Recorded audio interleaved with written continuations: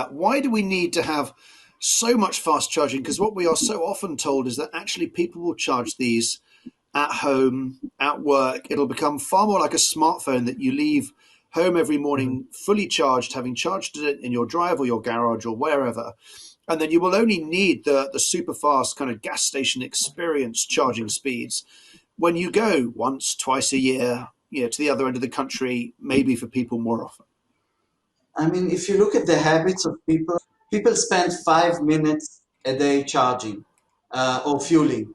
The experience of the driver should be exactly like fueling. The fact that there'll be a mixed model and some people will also charge at work or at home overnight. By the way, most people do not have home and most people do not have where to charge, not on the street and not at work.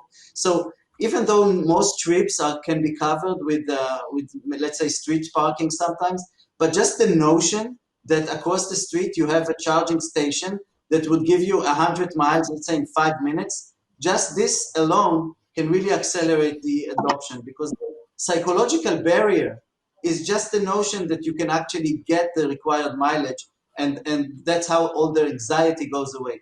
People do not buy electric vehicles because of that anxiety.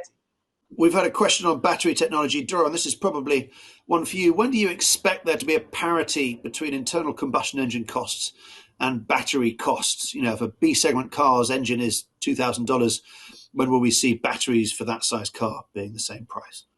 Right. So the magic number that everybody is talking about now is $80 per kilowatt hour. So this is planned for roughly 2024. Where $80 is really achievable.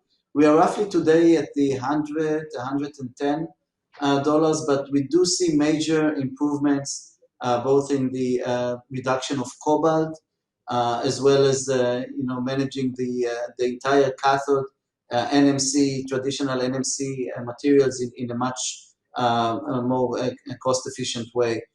We've seen also from Tesla some additions of silicon into the anode, also in order to reduce costs. So I think all these global efforts together, including all the efforts on the supply chain of materials, is also very critical to reduce the cost. So 2024 is where the average will be around $80, but we already see like LFP technology, mostly coming out of China, including in the Tesla Model 3. Those batteries are already there, but their energy density is much lower than an NMC battery. Can you talk a little bit about solid state, Doron? I mean, it's something that's often held up by the industry as something that might be game-changing. Companies are talking about mid-2020s for having those deployed. Do you think it's a realistic technology? I think it's very realistic, but we need to be realistic about the timeline for the adoption. Even if we will see from some, I'd say, pioneering companies in 2025, real demonstrations of a vehicle with solid state, the factories, the capacity, the capital equipment that needs to go into these facilities cannot be built overnight.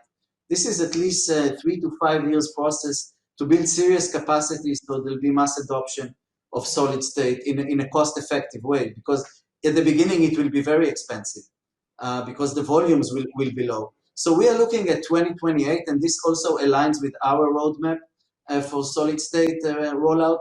2028 is when we'll start seeing serious, significant volume, let's say 1, 2, 3% of the entire fleet with the solid state batteries. But I can't see this much before. And this is why we are de-risking this new technology with the introduction of silicon in a traditional lithium-ion battery in order to first achieve extreme fast charging and only later on achieve the extreme energy density.